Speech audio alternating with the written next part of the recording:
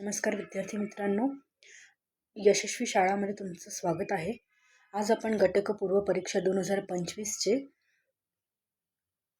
अर्थशास्त्राचे आन्सर की expected answer की बघतोय. यापूर्वी आपण हिस्ट्री आणि जिओग्राफीवर व्हिडिओ बनवलेला आहे, तो तुम्ही बघू शकतात. चला मग सुरू करूया. राष्ट्रीय अन्न अभियान डॅश पंचवार्षिक योजनेत तयार करण्यात आले. तर आन्सर आहे 11व्या. पुढच्या प्रश्नाकडे जाऊया. योग्य विधान ओळखायचे आपल्याला. राष्ट्रीय उत्पादन आणि रोजगार पातळी यावरील प्रतिकूल परिणाम टाळण्यासाठी सरकार ज्या धोरणानुसार आपल्या खर्चविषयक आणि महसूलविषयक कार्यक्रमाची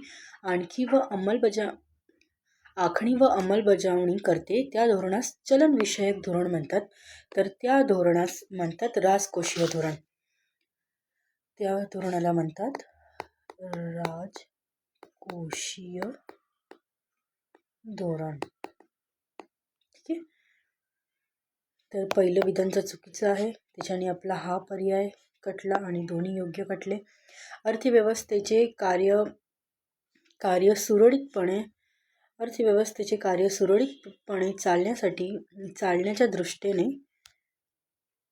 राजकोषीय धोरणाला 1929 ते 33 च्या महामंदीनंतरच्या काळात अधिक महत्त्व प्राप्त झाले. त्यामध्ये J.M. केन्स यांचं मोठे योगदान आहे. तर हे आपलं बरोबर विधान आहे. तर आपला आन्सर आहे, उत्तर आहे 2. पुढच्या प्रश्नाकडे जाऊया. बरोबर जोडी आपल्याला शोधायची आहे. 14व्या वित्त आयोगचे अध्यक्ष वाय व्ही रेड्डी होते. हेच आपलं पुढे बघायची गरज नाही आहे. हेच आपलं बरोबर जोडी आहे. पुढच्या प्रश्नाकडे जाऊया. खालीलपैकी कोणता पर्याय दिनांक 14/8/2018 पासून विस्तारित प्रधानमंत्री जनधन योजनेतील 3 प्रमुख सुधारणा योग्यरित्या दर्शवतो? तर याचं आपण उत्तर म्हणू शकतो की याचं उत्तर आहे 3, की ओव्हरड्राफ्टची मर्यादा वाढवली, विमा संरक्षण वाढवले आणि वयोमर्यादा वाढवली. पुढच्या प्रश्नाकडे जाऊया. 1991 मध्ये स्थापन झालेली A.M. नरसिंह समिती खालीलपैकी कशाशी संबंधित आहे? तर ही संबंधित आहे वित्तविषयक सुधारणा. पुढच्या प्रश्नाकडे जाऊया.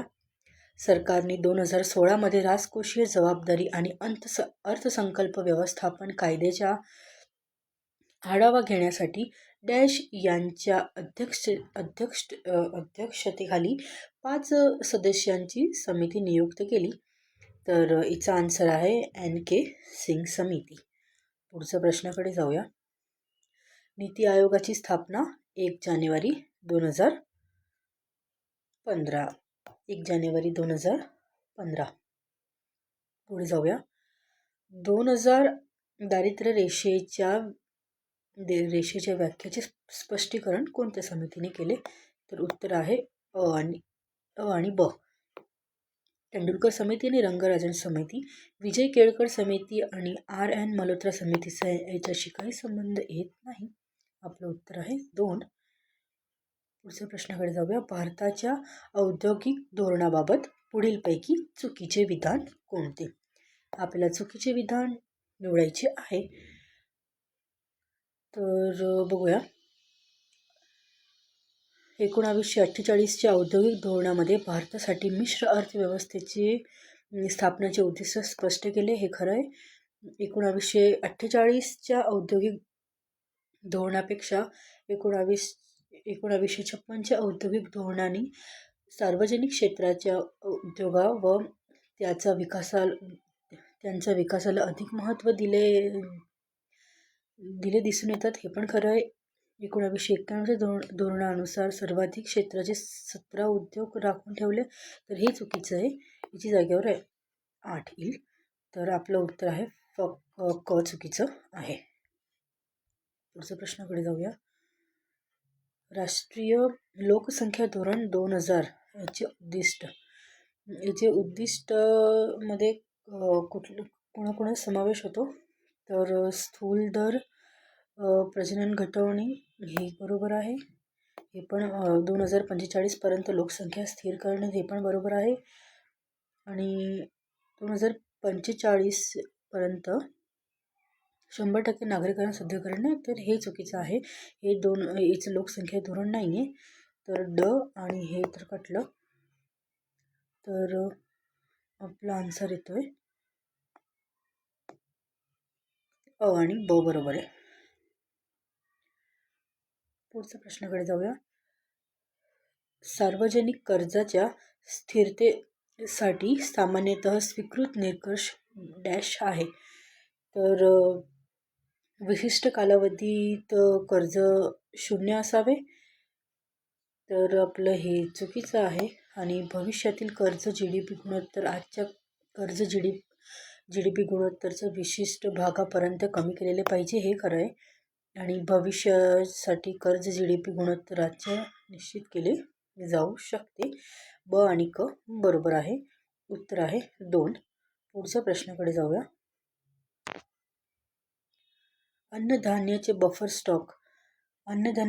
स्टॉक आपल्याला माहितीच आहे की ते नैसर्गिक आपत्ती आले तर त्यासाठी आपण सरकार बफर स्टॉक जमा करून ठेवते. तर याचं उत्तर बघूया आपण की किमतीतील चढ उतार मर्यादित करण्यासाठी हे बरोबर आहे. अन्नधान्य निर्यात हे चुकीचं आहे. बियाणे पुरवठा हे पण चुकीचं आहे. आणि खुल्या बाजारात विकणे हे खरं आहे. तर याचं उत्तर आहे 2. पुढच्या प्रश्नाकडे जाऊया. राष्ट्रीय कृषी आणि ग्रामीण विकास बँक नाबार्ड यांची स्थापना 12 जुलै 1982 मध्ये झाली. पुढच्या प्रश्नाकडे जाऊया. RBIच्या कोणत्या कायद्यानुसार शेड्यूल बँक आणि नॉन शेड्यूल बँक याचे वर्गीकरण केले जाते.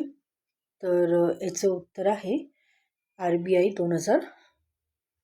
ॲक्ट 1934. RBI act 1934. पुढच्या प्रश्नाकडे जाऊया. लोकसंख्या संक्रमण सिद्धांताचा तिसरा टप्पा कोणता आहे.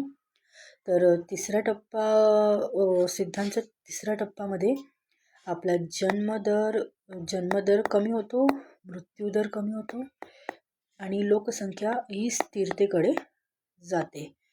तर तिसरा टप्पा विचारला आहे. तर जन्मदर आणि मृत्यूदर दोन्ही जास्त हे चुकीचं आहे. लोकसंख्येत जलद वाढ हे पण चुकीचे आहे. मृत्यूदरात लक्षणीय वाढ हे पण चुकीचं आहे. आणि जन्मदरात लक्षणीय घट हे खरं आहे. तर याचं उत्तर आपण फक्त ड असं एक्सपेक्ट करू शकतो. तर आपले अर्थशास्त्राचे प्रश्न संपलेले आहे. विज्ञान या विषयासाठी आपण पुढच्या व्हिडिओमध्ये भेटूया. धन्यवाद.